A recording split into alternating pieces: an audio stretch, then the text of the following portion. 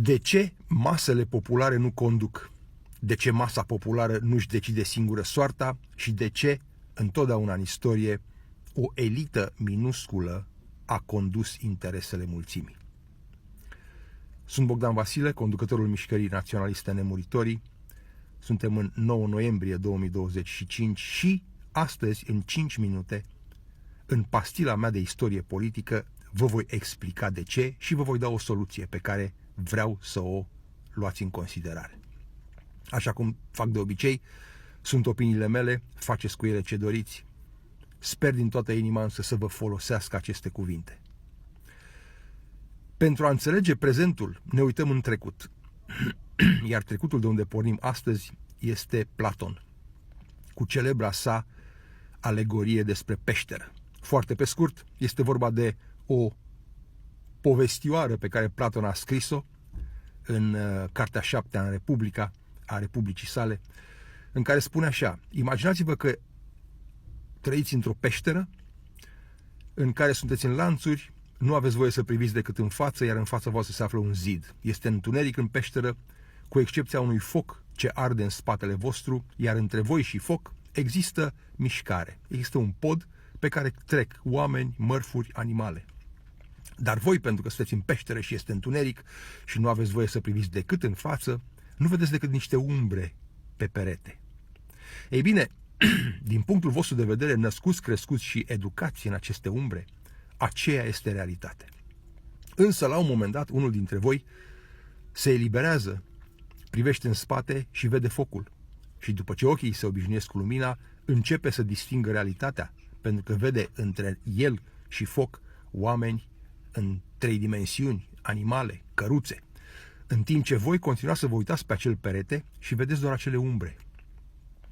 Pentru voi realitatea sunt umbrele, pentru voi aceea este viața. Însă omul, eliberat fiind, iese din peșteră și începe să vadă soarele, începe să vadă umbre, începe să vadă animale, oameni, culori.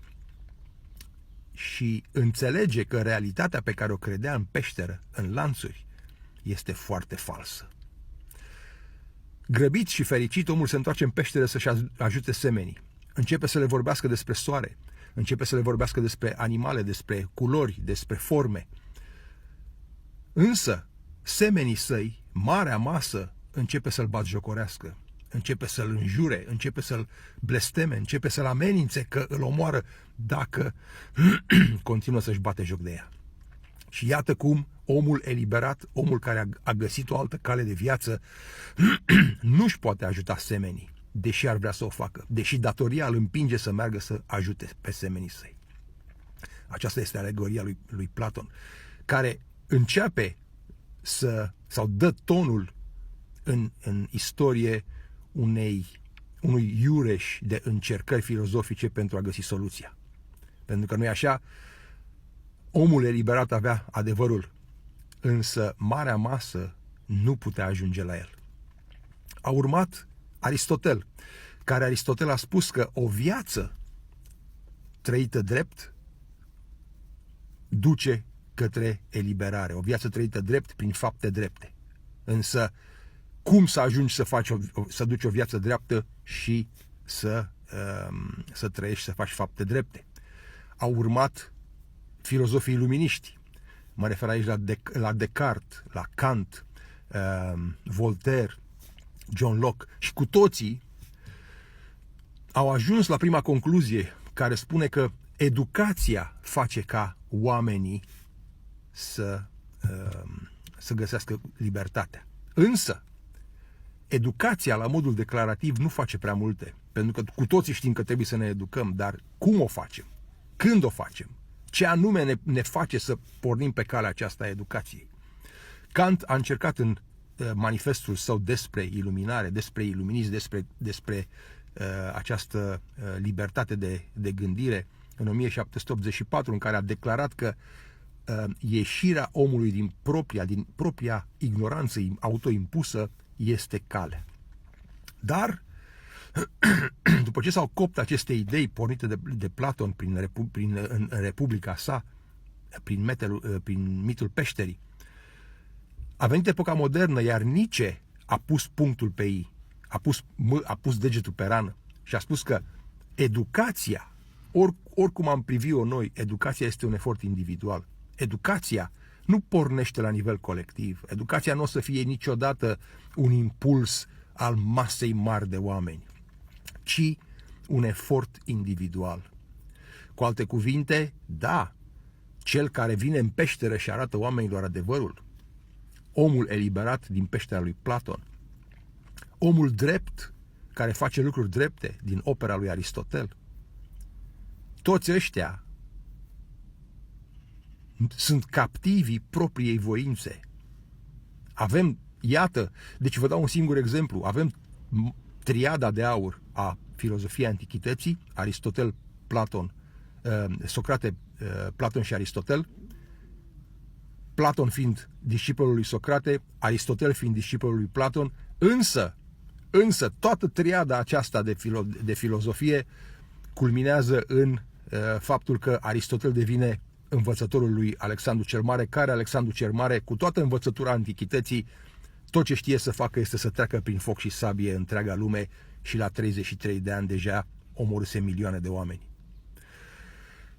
Așadar, ce înțelegem din toată asta și ce aplicăm la ce se întâmplă în România în acest moment? O mână de oameni vede adevărul, încearcă să le explice populației. Eu mă număr printre ei. Eu sunt un naționalist luminat. Eu am căutat adevărul și am căutat să-l arăt și celorlalți. Marea masă însă merge după șabloane, după modelele politice pe care le vede din partea unor lideri falși.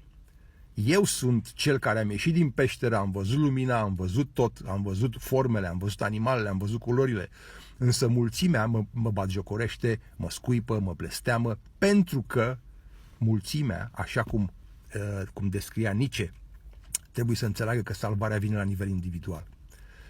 De aceea, cei ca mine trebuie să înțeleagă că oricât vorbim oamenilor, oamenii nu se pot salva la modul colectiv. Nu putem să ne așteptăm să avem brusc o iluminare în masă, ci totul se desfășoară la nivel de exemplu personal. Adică, adevărurile pe care le văd eu, soluția mea pentru neamul românesc, este soluția mea și poate nu interesează pe nimeni. Poate că cei aflați încă în peștera lui Platon nu văd asta și atunci singura mea soluție este să trăiesc o viață pe modelul aristotelian, o viață dreaptă, făcând lucruri drepte, sperând că exemplul pe care îl dau eu va inspira și pe ceilalți și fiecare va aprinde o lumină în dreptul său. De aceea, efortul meu, efortul Mișcării Nemuritorii, este individual. Pare public, pare colectiv, însă până la urmă este individual. Iar voi, cei care mă ascultați, sunteți practic mulți dintre voi în peștera lui Platon și aveți șansa să auziți că există altă realitate. Ce veți face cu informația asta depinde de voi. Puteți să rămâneți în continuare să priviți zidul lui Platon, puteți să mă ascultați, puteți să încercați să întoarceți capul către foc, puteți să încercați să vă eliberați. Depinde doar de voi. De asta, astăzi, când eu spun că alegerile sunt ilegale, sunt înjurat. Probabil că dacă aș merge apoi să votez, aș fi ca voi în peșteră. Dacă eu rămân însă pe modelul meu, dacă spun în continuare că trebuie să lupt pentru dreptate și pentru ce cred eu că este o viață justă, există șansa ca unii dintre voi să mă copieze. Dacă eu fac fapte care sunt aliniate cu crezul meu, sunt șanse ca unii să devină interesați. Ăsta este modelul pe care trebuie să-l folosim noi, naționaliștii autentici. Să lăsăm deoparte speranța că la nivel colectiv vom fi urmați și să începem să aprindem câte o lumină în sufletul fiecărui om care se uită la modelul nostru de viață. De aceea, ceea ce facem noi este infinit mai important decât ceea ce spunem noi. Și sper din toată inima că această mică pastilă de istorie politică o să vă ajute foarte mult în lunile care urmează până la aceste alegeri. Cu drag la voi!